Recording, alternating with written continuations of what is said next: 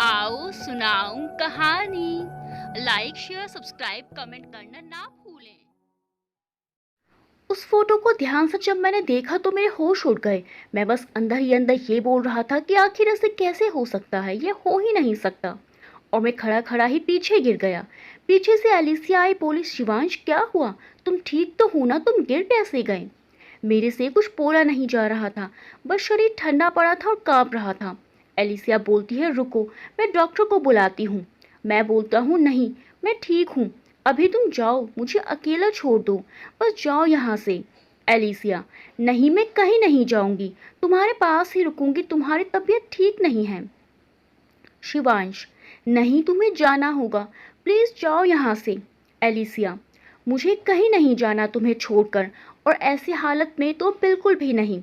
शिवांश, देखो, तुम जाओ, मैं ठीक हूँ, प्लीज जाओ।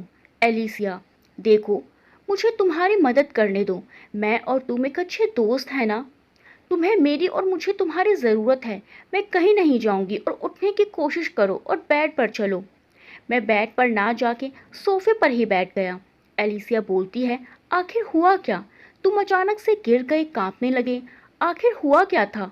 तुम्हें पिछले 2 महीने में बहुत बार मैंने तुम्हें अजीब हरकतें करते देखा है, आखिर इस तस्वीर में ऐसा क्या देख लिया तुमने? शिवांश, देखो, तुम्हारा इन चीज़ों से कोई मतलब नहीं है, तुम्हें बस यहाँ से जाना चाहिए, घर जाओ और मुझे अकेला छोड़ दो। एलिसिया, अच्छा, मतलब, मैं समझ गई, हम दोस्त नहीं हैं, और आज मैं ही यहाँ से चली जाऊंगी और कभी लौटकर वापस नहीं आऊंगी। शिवांश, ऐसा नहीं है, तुम मेरे लिए दोस्त से बढ़कर हो, पर तुम्हारी सुरक्षा के लिए तुम्हें जाना होगा। अब जो होगा मुझे करना होगा, मुझे मेरे सवालों का जवाब चाहिए, और अब वो मैं खुद तलाशूंगा। एलिसिया, देखो, तुम्हें मेरी कसम, मुझे सब कुछ अभी जानना है, सारी बात, सब कुछ, वरना मैं यहाँ से बहुत दूर चली जाऊंगी और कभी वापस लौट कर नहीं आऊंगी। शिवांश, अच्छा ठीक है, सुनो, मैं अब तुम्हें जो बताने जा रहा हूँ और तुम जो सुनने वाली हो, वो कोई आसान बात नहीं है, क्योंकि ये मैं जानता हूँ कि इसमें कितनी सच्चाई है। एलिसिया, ठीक है, मैं सुनने के लिए तैयार हूँ, और मैं वादा करती हूँ कि तुम्हारा साथ नहीं छोड़ूंगी। मैंने सब बता दिया, क्या क्या हुआ था हमारे साथ, सारी घटना। एलिसिया, तो अभी जो तुम्हारे साथ हो रहा है, और वो आदमी जो बार बार यहाँ आ रहा है, वो आखिर क्या चाहता है? शिवांश, मुझे उस आदमी ने बताया था, उस तस्वीर को ध्यान से देखो, मैंने उसे आज इतने ध्यान से देखा। एलिसिया, आखिर क्या है उस तस्वीर में? क्योंकि जब मैं रितिका को उस रिजॉर्ट से गोद में ला रहा था, तो मैंने रितिका को गाड़ी के पीछे वाली सीट पर लेटाया था, और इस तस्वीर में रितिका ड्राइविंग सीट के बाहर वाली जमीन पर पड़ी है। अगर वह मर चुकी थी, तो वह गाड़ी के बाहर ड्राइविंग सीट साइड में क्यों पड़ी हुई थी? और हमारी गलती से तो सब वही 2 कपल मरे थे, तो वो सिक्योरिटी गार्ड आखिर कौन है? वो हमारे पीछे क्यों पड़ा हुआ है? आखिर हमने उसका क्या बिगाड़ा है? मैं तो बस ये सोच रहा था कि मुझे इस रिजॉर्ट का राज कभी पता नहीं चलेगा, पर यहाँ तो मेरे सामने ही बहुत सवाल खड़े हो गए हैं, सबका जवाब चाहिए मुझे। आखिर क्या हुआ था रितिका के साथ? शिवांश, देखो, मुझे लगता है तुम्हें अब यहाँ से जाना चाहिए, ज़्यादा देर यहाँ रुकना ठीक नहीं है। एलिसिया, पर? शिवांश, पर वर कुछ नहीं, और बॉस को मेरा मैसेज दे देना कि शायद मैं कुछ दिन की छुट्टी पर हूँ, या ज़िंदगी भर की छुट्टी पर हूँ। मुझे नहीं पता मैं ज़िंदा बचूंगा या नहीं, सवाल बहुत ज़्यादा है और वक्त बहुत कम। एलिसिया, पर मैं तुम्हें अकेले नहीं जाने देना चाहती, प्लीज़ मुझे भी अपने साथ ले चलो। शिवांश, देखो, मेरे से ज़्यादा बकवास मत करो, ना ही मुझे बकवास करनी है, ना ही तुमसे बहस करनी, तो प्लीज़ यहाँ से अभी के अभी चले जाओ। एलिसिया रोते हुए, प्लीज़ मुझे जाने दो अपने साथ। शिवांश, जाती हो या नहीं, मुझे यहाँ तुम ज़्यादा देर नहीं चाहिए, अभी के अभी मेरे घर से निकलो। एलिसिया मानती नहीं है, वो सीधा मेरे गले आकर लग जाती है और बोलती रहती है, प्लीज़ मुझे अपने साथ ले चलो, अगर तुम्हें कुछ हो गया तो मैं बिल्कुल अकेली पड़ जाऊंगी, प्लीज़ मुझे ले चलो, मेरा कोई नहीं है इस दुनिया में। मैं गुस्से में आके एलिसा को पकड़कर गेट से बाहर धक्का दे देता हूँ और बोलता हूँ, मेरे पास कभी मत आना, एलिसिया गुस्से में रोती हुई चली जाती है। मैं उसे बालकनी से देख रहा था। वह रोती हुई गाड़ी में बैठी और चली जाती है। सारा काम करते करते अब शाम होने वाली है। मुझे जल्द से जल्द जाना होगा। मैं अपना सामान गाड़ी में रख रहा था, तभी मैं अपने जेब में हाथ डालता हूँ तो मेरी जेब में मोबाइल नहीं था। मैं ऊपर से मोबाइल लेकर आता हूँ। मुझे नहीं पता था मुझे ये घर दोबारा देखने को मिलेगा या नहीं। एक हल्की सी मुस्कान देकर मैंने घर को अलविदा करा। मैं गाड़ी में बैठा और अपने रास्ते चल दिया। रास्ते में बस यही दिमाग में था, क्या होगा, क्या मिलेगा मुझे वहाँ, क्या मुझे मेरे सवालों के जवाब मिलेंगे या नहीं। अब मैं उस हाईवे पर आ चुका था। मंजिल अभी ज़्यादा दूर नहीं है, पर पहुँचने में वक्त तो लगेगा ही। मैं सामने चल ही रहा था। अब रास्ता जंगल वाला आ चुका था। रास्ता पूरा सुनसान था। दूर दूर तक कोई नहीं था। सन्नाटा ही सन्नाटा था। सड़क पर पेड़ों के पत्ते पत्ते बिखरे पड़े थे। अगर कुछ सुनाई दे रहा था तो बस सन्नाटा। जैसे जैसे मंजिल पर पहुंचता जा रहा था, धीरे धीरे रास्ते पर घना कोहरा होता जा रहा था। अब रास्ते पर चांद की रोशनी पड़नी मुश्किल हो रही थी। मंजिल दूर नहीं है, कुछ ही मिनटों का सफ़र। हैरानी की बात यह है कि इस बार मुझे वो आदमी नज़र नहीं आया जो हमने पिछली बार दिखा था। यही सोचते सोचते अचानक से गाड़ी के आगे एक आदमी आ जाता है और गाड़ी की रफ्तार तेज़ होने के कारण मैंने उसे उड़ा दिया। उसे उड़ाने के बाद मैं गाड़ी नहीं रोकना चाहता था, पर मुझे गाड़ी रोकनी पड़ी। गाड़ी रोकने के बाद मेरा पूरा शरीर से पसीना पानी की तरह बह रहा था। मैंने कांपते हुए हाथ से गाड़ी का दरवाज़ा खोला। गाड़ी से बाहर निकला, पर हाथ के साथ साथ मेरे पैर भी कांप रहे थे। मैं उसके पास गया, कोहरा था तो वो आदमी काफ़ी पीछे चला गया था। मैं जैसे जैसे कोहरे में उसके पास पहुंचा तो देखता हूँ कि इस बार वो आदमी गिरा नहीं पड़ा है, बल्कि खड़ा हुआ है। मैं ज़ोर से चिल्लाता हूँ। मैं भागता हुआ गाड़ी के पास पहुँचता हूँ। देखता हूँ कि गाड़ी की डिग्गी से कोई बाहर निकल रहा है और उसे देखते ही रुक जाता हूँ और बोलता हूँ, तुम। मैं उसका हाथ पकड़ता हूँ और गाड़ी में बैठा लेता हूँ और बोलता हूँ, चलो यहाँ से गाड़ी में बैठो। गाड़ी स्टार्ट करने के बाद मैं वहाँ से सीधा निकल जाता हूँ। वो डिग्गी में से निकलने वाला कोई और नहीं बल्कि एलिसिया ही थी। मैं हैरान था कि एलिसिया थी। मैं खुद अपने होश में नहीं था और ऊपर से एलिसिया गाड़ी की डिग्गी में थी। मैंने उससे पूछा, आखिर तुम डिग्गी में कैसे आई? और मैंने तुम्हें मना किया था ना, तो तुम्हें मेरे पास आने की क्या ज़रूरत थी? एलिसिया, मुझे तुम्हारी फिक्र हो रही थी। शिवांश, तुमने ये क्या फिक्र फिक्र लगा रखा है? नहीं है मुझे तुम्हारी ज़रूरत। एलिसिया, तो तुम मुझे यहाँ क्यों आने नहीं देना चाहते? मुझे तो बस तुम्हारी मदद करनी है। शिवांश, आखिर तुम साबित क्या करना चाहती हो? तुम्हें क्या लगता है मैं तुमसे प्यार करने लगूंगा और हम एक हो जाएंगे? एलिसिया, देखो, तुम ये सब बातें बेकार की कर रहे हो, और वैसे भी सामने देखो, अचानक गाड़ी पेड़ से टकरा जाती है। मैं एकदम सपने से जागता हूँ, ज़ोर से चिल्लाता हूँ, एलिसिया। पर मैं देखता हूँ कि गाड़ी रोक के वहीं खड़ा हूँ जहाँ मैंने उस आदमी को टक्कर मारी थी। मैं अपना समय बर्बाद नहीं करता हूँ और सीधा वहाँ से निकलता हूँ। कुछ ही मिनटों में मैं रिजॉर्ट पहुँच जाता हूँ। पिछली बार के हालातों और परेशानी को याद करते मैंने गाड़ी रिवर्स करके लगा दी। रिजॉर्ट वही अपनी जली वीरान जैसी हालत में पड़ा हुआ है, मानो वो रिजॉर्ट काफ़ी सालों से ऐसे ही पड़ा हुआ है। चांद की रोशनी भी उस रिजॉर्ट पर पूरी नहीं पड़ रही थी। मैंने रिजॉर्ट का गेट खोला। रिजॉर्ट का मेन गेट एक जोरदार जंग लगी हुई आवाज़ में खुलता है। मैं रिजॉर्ट के अंदर जाता हूँ। सामने रिसेप्शन था जो पूरी तरह मकड़ी के जालों से घिरा पड़ा था।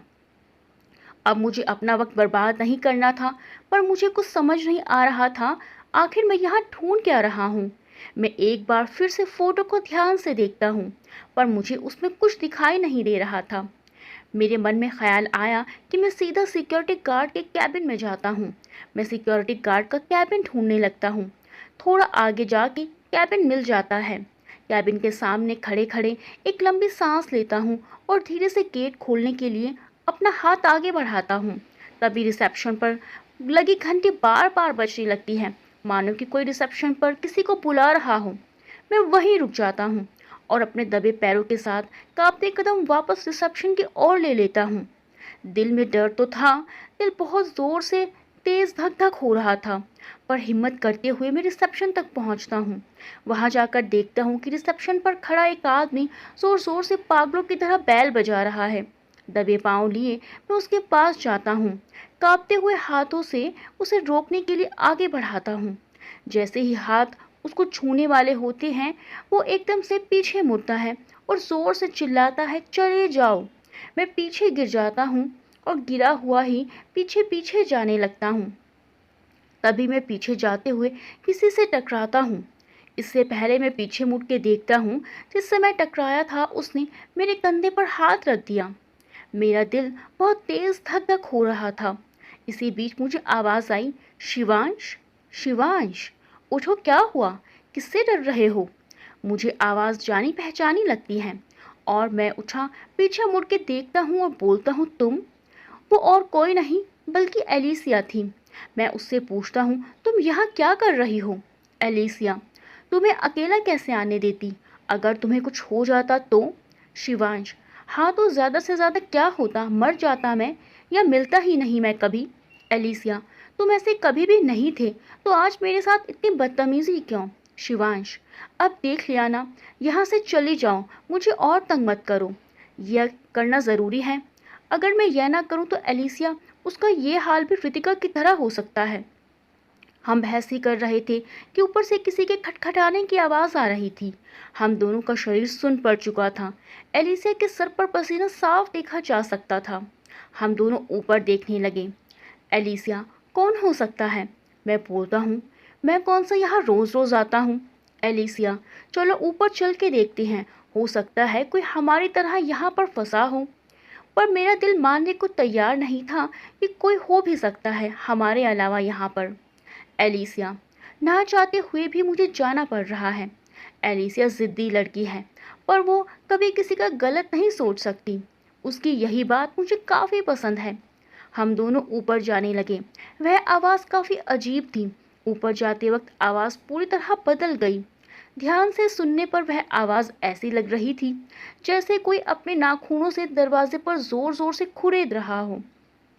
जब हम आवाज़ के अंत तक पहुंचे तो वह आवाज़ और कहीं से नहीं बल्कि ये आवाज़ कमरे में से आ रही है, और वह कमरा कोई और नहीं है, वही रूम है, रूम नंबर 13, जिस कमरे में रितिका और मैं रुके थे। एलिसिया जैसे ही उस रूम का दरवाज़ा खोलने के लिए चलती है, मैं उसका हाथ पकड़ता हूँ और बोलता हूँ, नहीं। मैं उसका हाथ पकड़ के नीचे ले आता हूँ और बोलता हूँ, ये वही कमरा है जिस कमरे में मैं और रितिका रुके थे। इसी कमरे में रितिका की हालत खराब हुई थी। एलिसिया, तो मुझे एक बात बताओ, अगर यहाँ जो कोई भी है तो उसने रितिका को ही क्यों चुना? शिवांश, मतलब? एलिसिया, मतलब कि ये उसने तुम्हें ही क्यों बचाया? गलती तो तुम्हारी ही थी, गाड़ी तुमने नहीं रोकी थी, पर मारी रितिका ही गई। ये सुनने के बाद तो मेरा दिमाग और ज़्यादा खराब हो गया। मैं सर पकड़ कर बैठ गया। एलिसिया कहती है, देखो शिवांश, मेरा इरादा तुम्हारे दिल को ठेस पहुंचाना नहीं था और ना ही तुम्हें दोषी ठहराना। मैंने बस इन बातों के बीच फंसी हुई मुश्किलों के सवाल बाहर निकले हैं। देखो, वक्त बहुत कम है और सवाल बहुत सारे। पहले तुम मुझे ये बताओ कि वो सिक्योरिटी गार्ड का कैबिन कहाँ है? तुम्हें पहले ये पता करना होगा कि वो सिक्योरिटी गार्ड कौन था। वो तुम दोनों के पीछे क्यों पड़ा था? शिवांश, हाँ हाँ चलो, वो आगे है। मैं आगे था और एलिसिया मेरे पीछे। मैं जैसे ही दरवाज़ा खोलने के लिए हाथ आगे बढ़ाता हूँ, एक चीख आती है, शिवांश। मैं पीछे मुड़ के देखता हूँ तो एलिसिया को कोई पैर से पकड़ के ऊपर की ओर तेजी से खींच के ले जा रहा था। मैं तभी पीछे भागता हूँ। ऊपर जाके देखता हूँ कि एक कमरे का दरवाज़ा अपने आप खुलता है और एलिसिया को उसी कमरे के अंदर ले जाती है। पर जो कोई भी एलिसिया को लेके जा रहा है, वो उसे रूम नंबर 12 में ले गया, ठीक हमारे रूम के बराबर में। मुझे जोरों का झटका लगता है। ये सब देखने के बाद मैं सीधा कमरे के दरवाजे को खोलने लगता हूँ। जोर जोर से चिल्लाता हूँ, खोलो इसे, जो कोई भी अंदर है खोलो, एलिसिया को बाहर निकालो, दरवाज़ा खोलो। एलिसिया, एलिसिया, कुछ तो बोलो एलिसिया, प्लीज़ कोई जवाब तो दो। Alicia, Alicia. मेरी सारी कोशिशें बेकार हो चुकी थी, पर अंदर से कुछ जवाब तो क्या, चूं तक की आवाज़ नहीं आई थी। मैं दरवाज़ा खटखटाता बैठ गया और रोने लगा। बोले जा रहा था, एलिसिया, एलिसिया। मेरे ना जाने रोते रोते कैसे आंख लग गई। आंख खुलती है तो मैं ज़मीन पर पड़ा हुआ था और देखता हूँ कि दरवाज़ा खुला हुआ है। मैं कांपता हुआ अंदर जाता हूँ और वहीं ज़ोर ज़ोर से, एलिसिया, एलिसिया, कहाँ हो तुम? Alicia, Alicia. थोड़ा अंदर जाने के बाद देखता हूँ कि फर्श पर खून लगा हुआ है। मैं यह देख के हक्का बक्का रह गया। मुझे डर लगने लगा कि एलिसा को कुछ ना हो गया हो। रूम देखने के बाद मैं रूम से बाहर निकलता हूँ और वहीं पर जोर जोर से एलिसिया, एलिसिया चिल्लाने लगता हूँ। चिल्लाने से मुझे कोई जवाब नहीं आया। मैंने फिर भी हार नहीं मानी। मैं चिल्लाता ही रहा। मैं चिल्ला ही रहा था कि मुझे पीछे से किसी ने जोर का धक्का मारा और मैं सीधा दूसरे माले की सीढ़ी की ग्रिल से लटक गया। मैं इससे पहले ऊपर चढ़ पाता, मेरा हाथ छूटा और मैं दूसरे माले से सीधा पहले माले पर आ गिरता हूँ। मेरी पीठ में बहुत तेज लगी थी। मैं कराह रहा था। मेरी आंखें भी नहीं खुल पा रही थी। मैं कराह ही रहा था। मेरे पास किसी के दौड़ने की आवाज़ आती है। ध्यान से सुनने पर देखता हूँ कि वो आवाज़ मेरे ही पास आ रही है। मैं कांपती आवाज़ से बोलता हूँ, कौन है? कौन है? इतने में कोई मर्दानी आवाज़ में बोलता है, अरे साहब, आप ठीक तो हैं ना? कहीं ज़्यादा चोट तो नहीं आई? हाँ भाई साहब, ठीक हूँ मैं, ज़्यादा चोट नहीं आई। इतने में वही मर्दानी आवाज़ एक भयानक डरावनी आवाज़ में बोलती है, तो साहब अब तैयार हो जाओ। तूने बहुत बड़ी गलती कर दी यहाँ आके।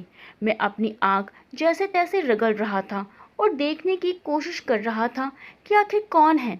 जैसे ही मैं देखने लगता हूँ, तभी देखता हूँ कि मेरे सामने वही दो कपल का आदमी खड़ा था। मैं हैरान हो चुका था। जैसे ही मैंने उसे देखा और उसने तभी मुझे पहले माले से ज़ोर से धक्का दिया।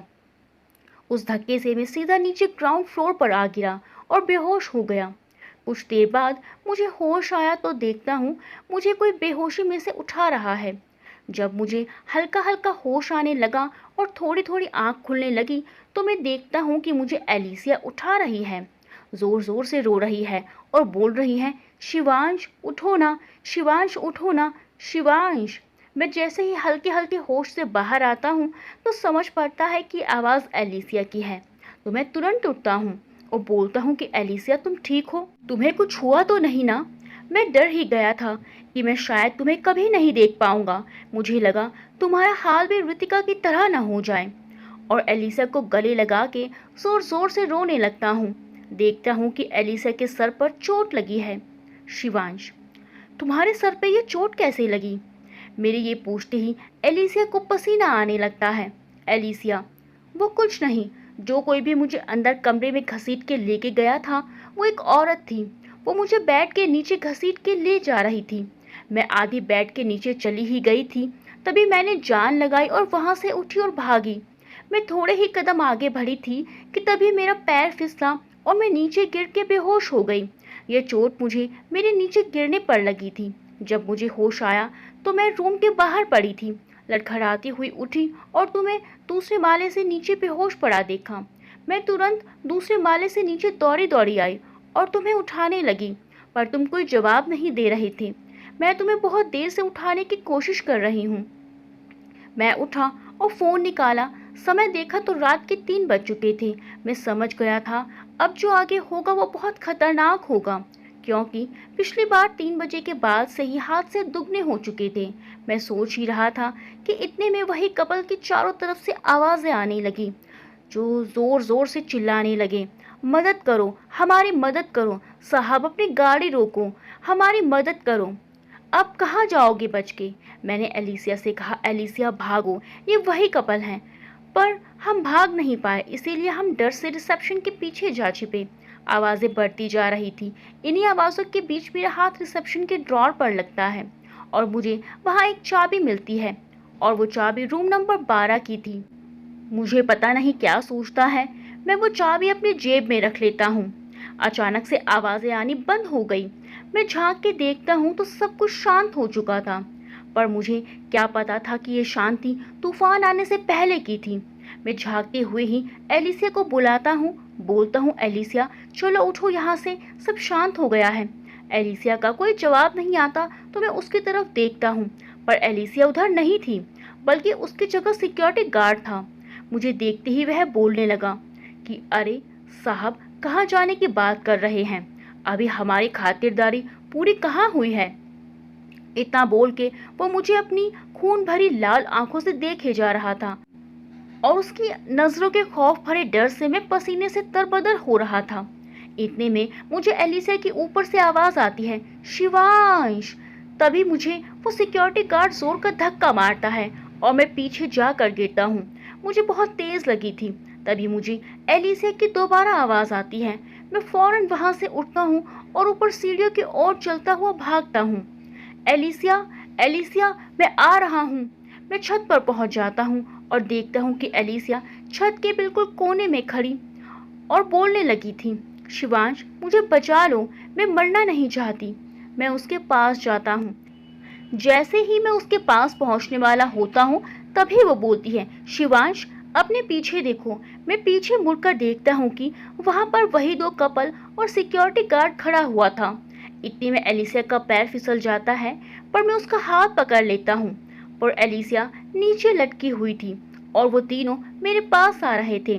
जब वो मेरे बिल्कुल करीब आ गए तो मैं भी एलिसिया के साथ नीचे गिर गया। पता नहीं कैसे, पर हम बच गए। हम सूखी झाड़ियों पर आ गिरे। हमने ज्यादा वक्त बर्बाद नहीं किया और सीधा कार की ओर भागे। हमारे भागने के साथ ही सामने वो तीनों आ चुके थे। हमें जान तो बचानी ही थी। हम रिजॉर्ट के अंदर भागे। हम इतना तेज दौड़ रहे थे कि हमें पता ही नहीं चला कि हम कौन से रूम में घुस गए। ध्यान से देखने पर पता चला कि हम तो सिक्योरिटी गार्ड के रूम में थे, यानी जिसमें हमें जाना था हम वहीं आ गए। मैंने एलिसिया से बोला, यहाँ कुछ तो मिलेगा उस सिक्योरिटी गार्ड के बारे में, तो ज्यादा वक्त बर्बाद नहीं करते, ढूंढना शुरू करते हैं। अब हमें यहाँ कुछ तो मिलेगा ही, देखते हैं क्या मिलता है। कमरे में ज्यादा सामान नहीं था और ना ही ज्यादा बड़ा कमरा था। सामान भले ही थोड़ा है, पर हमारे सवालों के सामने ये सब सामान भी एक बहुत बड़ा पहाड़ लग रहा था।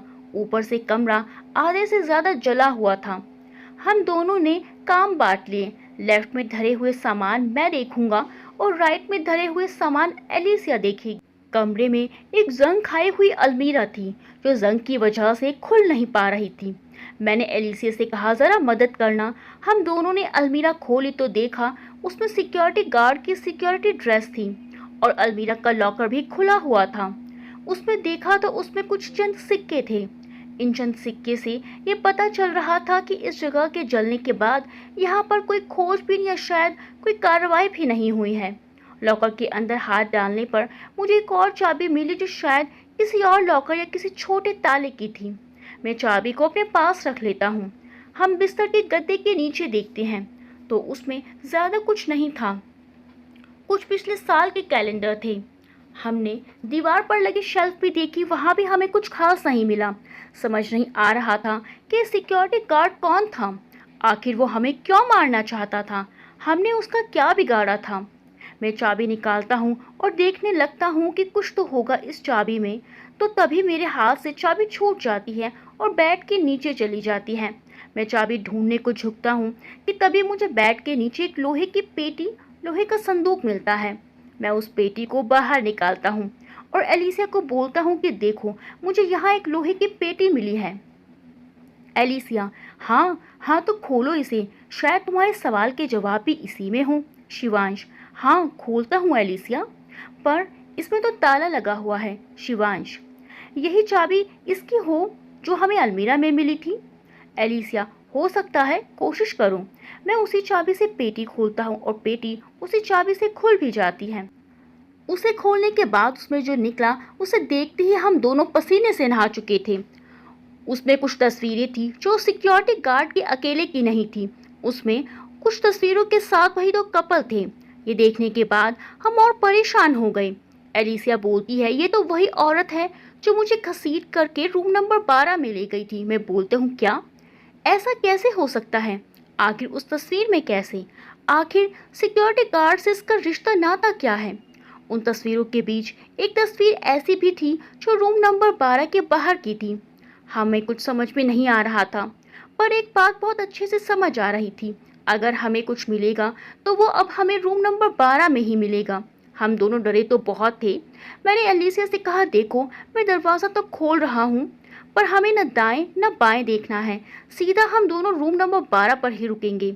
मैंने कांपते हुए हाथ से दरवाज़ा खोला और दोनों सीधा ऊपर की ओर भागे। भागते हुए बीच में हमें सिर्फ वही दो आवाज़ें सुनाई दे रही थी, मदद करो, गाड़ी रोको। हम दोनों दरवाजे पर तो पहुंचे, पर रूम नंबर 12 के नहीं बल्कि रूम नंबर 11। बल्कि हमें तो रूम नंबर 12 पर पहुंचना चाहिए था। यहाँ रूम नंबर 11 के बाद रूम नंबर 13 था। शिवांश, ऐसा कैसे हो सकता है? यहाँ तो रूम नंबर 12 होना चाहिए, यहाँ तो 11 के बाद 13 है। एलिसिया रोते हुए, शिवांश मुझे बहुत डर लग रहा है, ऐसा कैसे हो सकता है? मैं रोने लगा। अब मुझे कैसे पता चलेगा? मुझे बस कुछ भी करके रितिका की मौत का राज पता करना है। एलिसिया बोलती है, शिवांश रो मत, हमें जरूर पता चलेगा। इन्हीं बीच हमें ऊपर वाले फ्लोर से किसी के चलने की आवाज आ रही थी।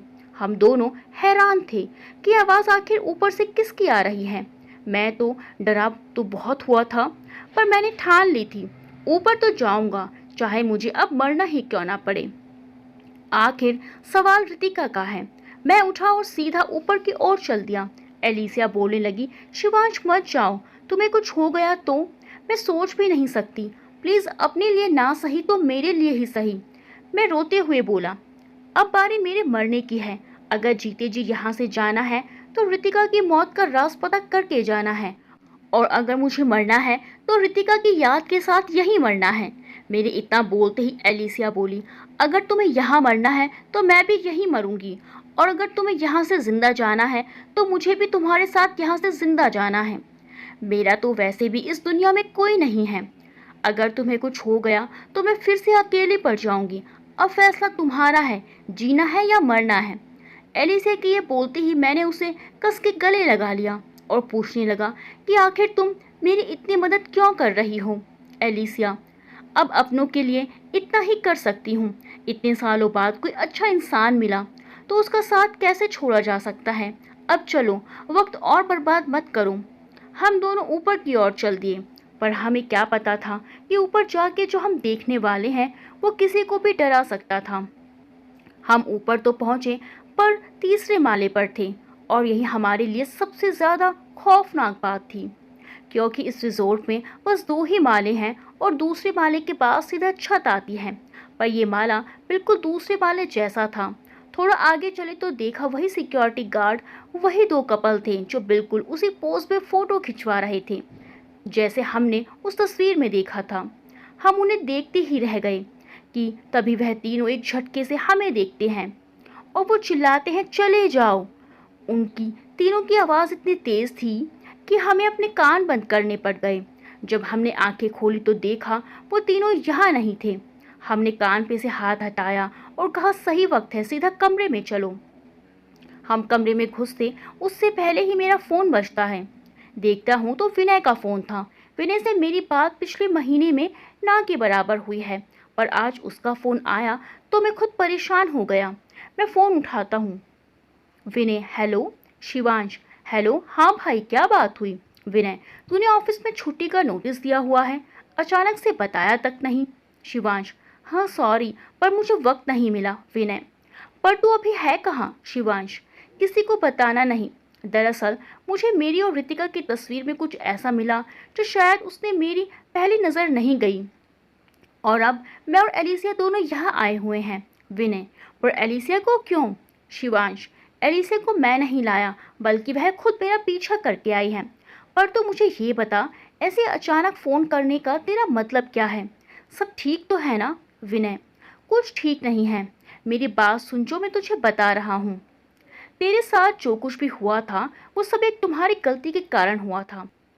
रितिका की मौत अगर हम पोस्टमार्टम से मिलाते हैं तो रितिका की मौत हार्ट अटैक से हुई थी, और जब मैं बातों को और गहराई में लेकर गया तो रितिका कार के पीछे वाली सीट पर थी।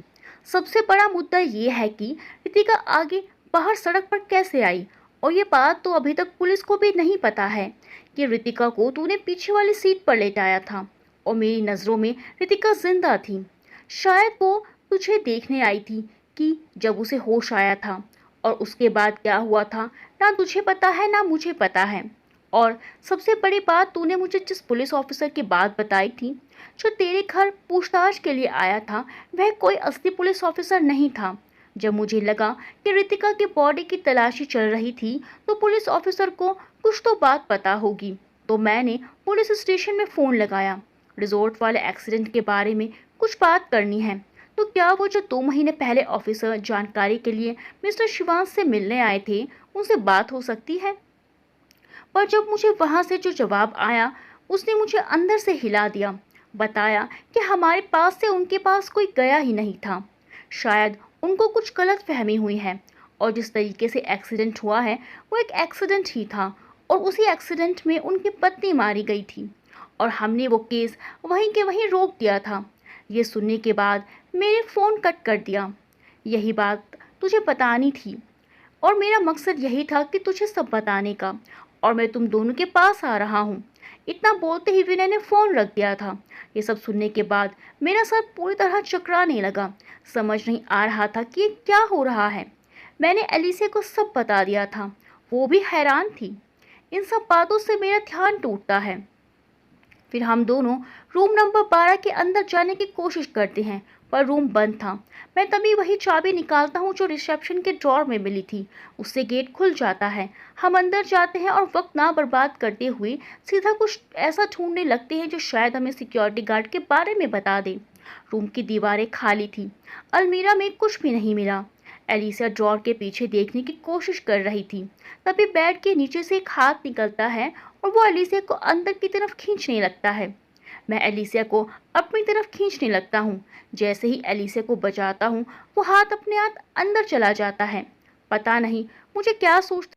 मैं बेड के नीचे झांकता हूँ और मुझे उसके नीचे भी एक लोहे की पेटी मिलती है।